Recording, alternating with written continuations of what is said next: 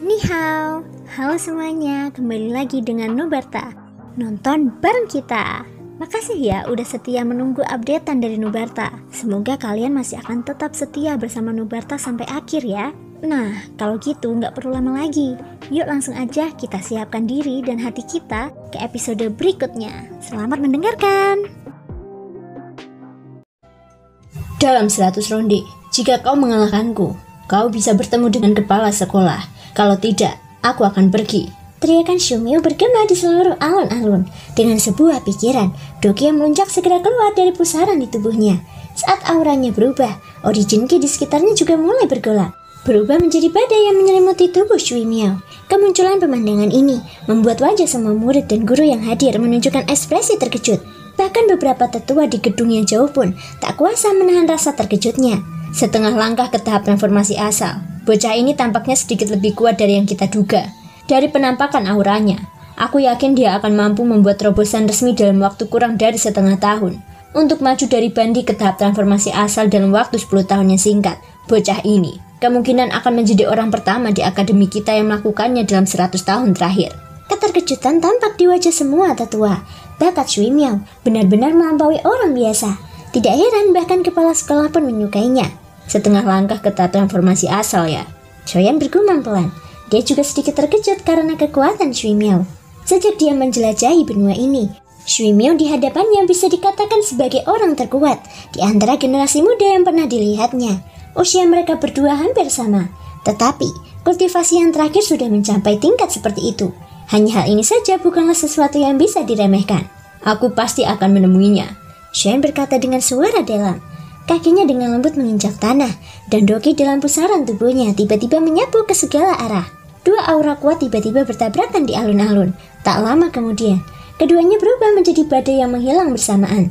Tatapan semua orang di alun-alun tiba-tiba beralih dari tubuh Shui Miao ke tubuh Shoyan. Ekspresi terkejut terungkap di setiap wajah saat ketidakpercayaan memenuhi hati mereka. Orang ini hanya seorang Do di bintang 7.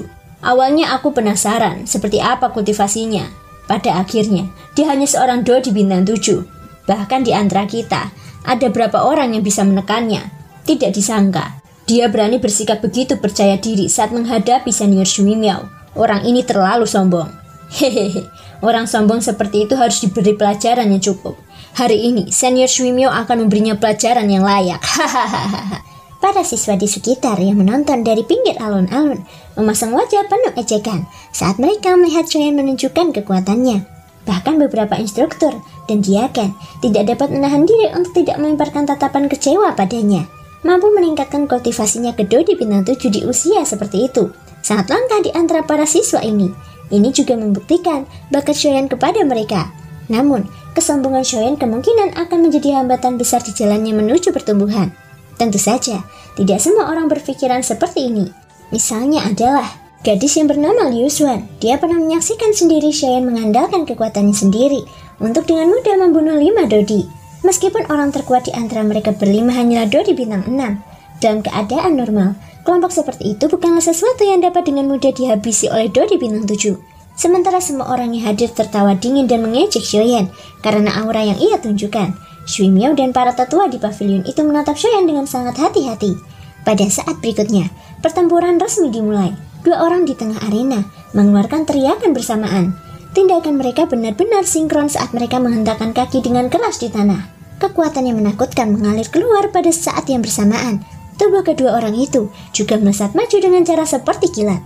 Tinju mereka beradu, dan tubuh kedua orang itu langsung terpaku di tengah arena.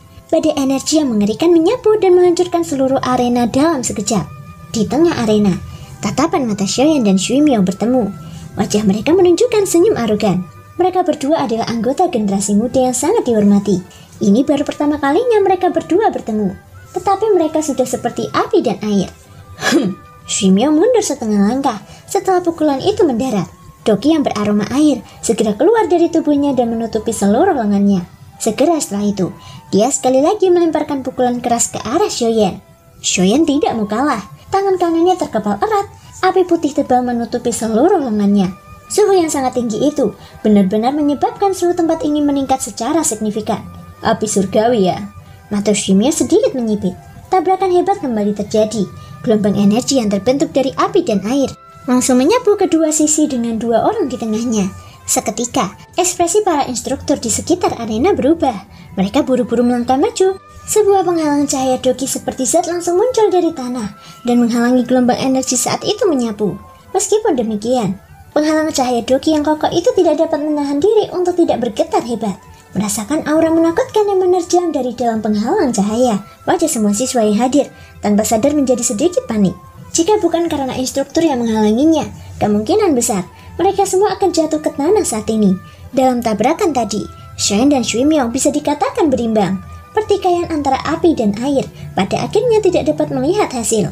Ini juga membuat mereka mengerti bahwa Shoyen tidak sesederhana yang terlihat di permukaan. Shen dan Shuimyong yang berada di tengah arena juga mengguncang tubuh mereka. Doki mengalir keluar dan mereka berdua masing-masing mundur.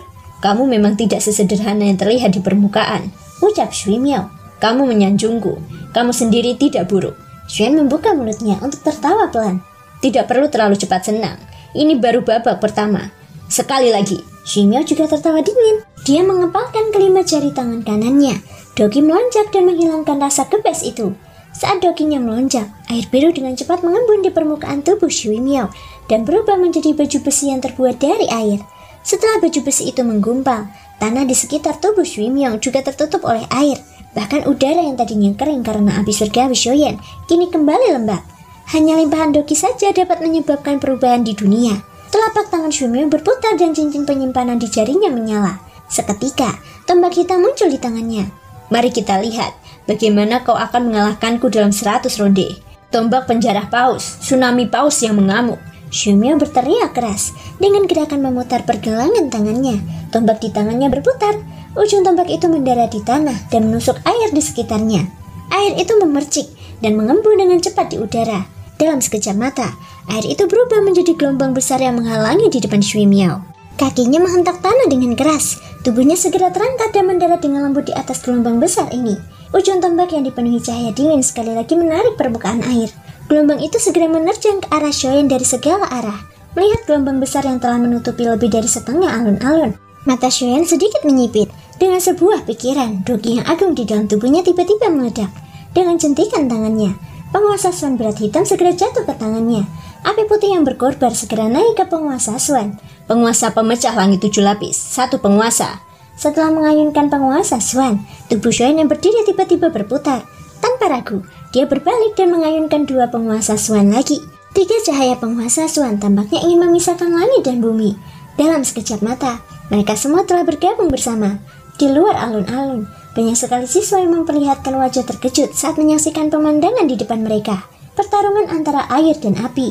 Bisa dibilang ini adalah pertarungan antara 2 musuh lama. Ketika gelombang besar yang menggemparkan yang membentang di seluruh alun-alun bertabrakan dengan cahaya penguasa yang berdiri di antara langit dan bumi, seluruh alun-alun langsung menjadi sunyi. Semua orang menahan nafas dalam konsentrasi saat mereka menatap tajam ke tengah alun-alun, menunggu detik berikutnya tiba. Tak lama kemudian, cahaya biru dan putih saling bertautan dan memenuhi seluruh alun-alun. Penglihatan semua siswa di luar medan perang terhalang. Mereka hanya mendengar suara ledakan yang memekakan telinga. Hanya instruktur dan pemimpin berbagai pihak yang masih bisa melihat dengan jelas situasi pertempuran. Pada energi yang menakutkan itu menghantam penghalang energi di luar alun-alun dengan keras. Segala sesuatu di dalam lingkaran pertempuran telah hancur. Ketika cahaya yang menyilaukan itu perlahan meredup, suara logam yang bertabrakan terdengar dari dalam lingkaran pertempuran. Semua orang menoleh ke arah suara itu. Mereka melihat bahwa di dalam lingkaran pertempuran, Shoyen dan Shuimyong sama-sama mengayunkan senjata di tangan mereka dan saling beradu dengan hebat. Di udara, Shuimyong memegang tombak panjang di tangannya dan menunjukkan teknik tombaknya. Ujung tombak yang tajam seperti ular saat dengan cepat menusuk ke bagian leher tubuh Shoyen. Menghadapi serangan kilat Shuimyong, Shoyen tidak menunjukkan tanda-tanda kelemahan. Meskipun penguasa Swan di tangannya relatif lebih besar, di tangan Shoyen, gerakannya tidak sedikit pun lebih lambat daripada tombak panjang di tangan Shuimyong. Shoyen melambaikan penguasa Swan besar di tangannya dan segera menghalangi di depannya. Dalam semburan percikan api, tombak panjang itu terhalang. Namun, segera setelah itu, ujung tombak tiba-tiba membalikan arahnya dan nyaris mengenai lutut Shoyen. Meskipun berhasil menghindari ujung tombak, celana Shoyen robek oleh doki tajam yang terkandung di ujung tombak, bahkan meninggalkan sedikit jejak darah di kulit bawahnya. Shoyen tiba-tiba mengayunkan penguasa Swan secara horizontal dan menghantamkannya ke kepala Shuimyong. Yang terakhir mencibir dan mengangkat tombaknya dalam upaya untuk memblokir serangan Shoyan. Saat penguasa Swan dan tombak itu bertabrakan, tiba-tiba kekuatan yang menakutkan keluar. Ekspresi Shui Miao juga berubah drastis saat ini. Dia tidak pernah menyangka bahwa serangan dari Shoyan ini benar-benar mengandung kekuatan yang menakutkan. Tombak panjang itu tertekuk. Keduanya saling bergesekan dan percikan api keluar. Hanya ketika Shoyan menarik kembali penguasa Swan besar itu, tubuh Shui Miao tanpa sadar mengambil beberapa langkah mundur. Tombak panjang di tangannya masih bergetar hebat, menyebabkan kedua tangannya yang memegang tombak panjang menjadi mati rasa. Bahkan titik di antara ibu jari dan jari telunjuknya telah terguncang dan darah segar segera mengalir. Dalam tabrakan ini, Shui Miao mengalami sedikit kerugian. Ini ronde ke-30. Lagi, tombak penjara paus, naga paus muncul. Shui Miao tidak lagi berani bersikap ceroboh di depan Shoyan. Dengan sebuah pikiran, Doki muncul di tombak panjang itu. Dalam sekejap mata, ia berubah menjadi binatang buas yang melilit tubuh tombak dan menyembunyikannya di dalamnya. Ia melesat keluar bersama tombak panjang itu, menggambar lengkungan yang sangat aneh di udara. Ekspresi Shoyan tampak serius saat merasakan aura menakutkan yang dipancarkan dari binatang buas itu. Sambil memegang penguasa Swan di tangannya, kekuatan spiritual yang besar dan dahsyat segera melonjak keluar dari antara kedua alisnya. Dalam sekejap, dia melihat gerakan membunuh yang tersembunyi di bawah binatang buas itu. Sementara tubuhnya mundur, dia mengangkat penguasa Swan di tangannya. Api melonjak saat dia dengan keras memotong lintasan di depannya dari atas ke bawah. Saat penguasa besar itu turun, kekuatan yang dahsyat mencapik-capik sosok ilusi binatang buas itu. Sosok ilusi binatang buas itu langsung hancur berkeping-keping. Namun, tidak ada apapun di bawahnya. Ketika orang-orang di luar arena melihat ini, mereka tidak dapat menahan rasa cemas di dalam hati mereka. Jika serangan Shoyan meleset, harga yang harus dia bayar tidak akan mudah ditanggung. Pada saat berikutnya, di bawah bilah lebar penguasa Swan berat, ujung tombak yang membawa cahaya dingin tiba-tiba muncul. Kemudian, tombak itu bertabrakan dengan keras dengan penguasa Swan. Keheranan tanpa sadar melintas di mata Shui Miao saat mengetahui bahwa serangan tersembunyi seperti itu telah terdeteksi oleh Shoyan. Namun, sebelum dia bisa berpikir lebih jauh, kekuatan yang menakutkan telah menyebar di sepanjang tombak. Sialan, kekuatan fisiknya mengerikan. Kekuatan yang menakutkan terpancar dari tombak itu, menyebabkan lengan Shui Miao bergetar tak terkendali. Dia mengatupkan giginya erat-erat, dan saat ekspresinya berubah, Doki yang lebih bergejolak menyapu keluar. Bahkan origin ki di sekitarnya mulai bergerak di sepanjang tombak. Kekuatan setengah langkah transformasi asal milik Shui Miao ditampilkan sepenuhnya. Tombak yang bergetar itu segera stabil di bawah perlindungan Doki yang tak terbatas. Tombak itu tiba-tiba menekan ke depan menyebabkan penguasa Swan terdorong dengan kuat. Memanfaatkan fakta bahwa penguasa Swan itu terpental, Shui Miao tiba-tiba mencengkram tombak itu dengan kedua tangan dan menggoyangkannya dengan kuat. Sebuah kekuatan dahsyat meletus dan mengirim penguasa Swan terbang dari tangan Shoyan. Setelah memukul mundur senjata Shoyan, ekspresi Shui Miao tiba-tiba menjadi garang. Dalam sekejap mata, dia sudah muncul di depan Shoyan. Tangan kanannya memegang tombak dan tangan kirinya berubah menjadi cakar. Kemudian dengan kejam menyerang dada Shoyan. Menghadapi serangan ganas Shui Miao, Shoyan tidak gentar sedikit pun. Dia membiarkan cakar ganas Shui Miao menerkamnya. Pada saat ini, seluruh kekuatan di tubuhnya dikerahkan. Jubah hitam di permukaan tubuh Shoyan terkoyak. Cakar tangan yang tajam mendarat di dadanya. Kemudian, terdengar suara logam yang beradu. Ketika semua orang yang hadir termasuk Shui Miao menoleh, pemandangan yang muncul saat ini membuat semua orang tercengang. Pada saat ini, tubuh Shoyan ditutupi oleh lapisan sisik ungu emas. Serangan Shui Miao mendarat di dada Shoyan, tetapi berhasil diblokir sepenuhnya. Sementara Shui Miao terkejut, dia tiba-tiba merasa ada yang tidak beres. Teknik gajah kekuatan. Shoyan mengangkat tangan kanannya, dan kekuatannya sangat dahsyat dengan cepat berkumpul di telapak tangannya. Pukulan itu menghantam dada Shui Miao yang berada di dekatnya. Pada saat kritis, Shui Miao langsung menggunakan tombak panjang di tangan kanannya untuk menangkis. Tombak panjang itu yang ditopang oleh Doki masih tertekuk hingga ditekan ke dada Shui Miao. Shui Miao tidak dapat menahan diri untuk tidak mengeluarkan erangan teredam. Dia kehilangan kendali atas seluruh tubuhnya dan dengan cepat jatuh ke tanah. Kekuatan mengerikan itu telah meledakkan kawah besar di alun-alun yang sudah bobrok di bawahnya. Tubuh Shui Miao tenggelam dan terkubur dalam-dalam. Di luar arena, wajah semua orang dipenuhi dengan keterkejutan saat mereka menyaksikan pemandangan yang muncul di arena. Mereka benar-benar tidak berani mempercayai mata mereka. Orang nomor 1 di Akademi Beihai, Shui Miao, telah dikalahkan. Terlebih lagi, dia benar-benar dikalahkan di tangan 2 di bintang 7. Kemungkinan besar, tidak ada yang akan mempercayainya bahkan jika mereka menceritakan hal ini kepada siapapun. Arena itu benar-benar sunyi. Para instruktur itu juga merutkan kening satu demi satu. Hati mereka dipenuhi dengan keterkejutan saat mereka melihat lubang besar yang dipenuhi debu di tengah arena. Shoyan ini yang muncul secara tiba-tiba telah membawa begitu banyak kejutan bagi mereka dalam kurun waktu sesingkat ini. Di dalam pavilion, para tetua dari akademi juga sama-sama memperhatikan Shoyan dengan heran. Hanya Haimochan dan lelaki tua berjubah hitam yang saat ini berada di atas, yang menatap Shoyan di bawah dengan penuh minat.